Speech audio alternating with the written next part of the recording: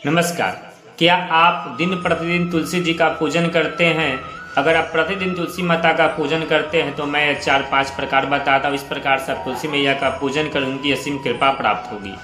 देखिए, नंबर 1, तुलसी मैया का एक 8 नाम होता है। जो भक्त तुलसी माता के इस 8 नाम से उन्हें प्रणाम करता है उन पर तुलसी मैया का कृपा प्राप्त होती है।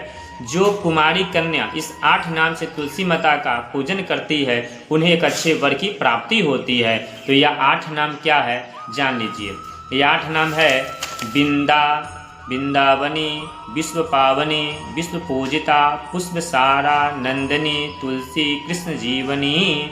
यह 8 नाम से जो तुलसी माता को प्रणाम करती है उन्हें एक अच्छे वर की प्राप्ति होती है। नंबर 2, अगर तुलसी जी में आप जल अर्पण कर रहे हैं तो जड़ में तो जल अर्पण कर दे।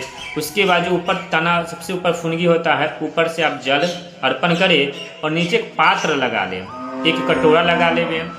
और जब वो जल ऊपर से पत्ते के सहारे जब होकर पात्र में गिरेगा और फिर उस जल से अगर आप सिंचन करते हैं तो समस्त तीर्थ में स्नान करने का फल प्राप्त हो जाता है।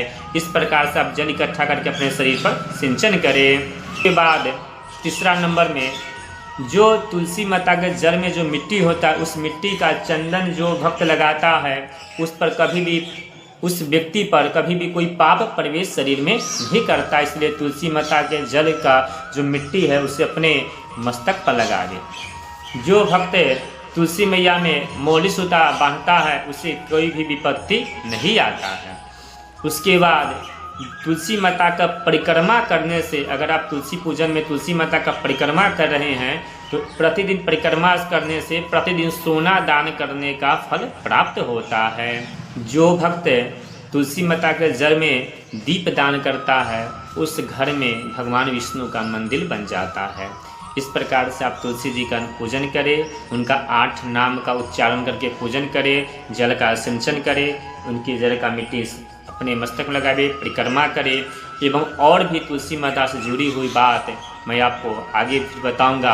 आप इस प्रकार से पूजन करें। जय सीताराम।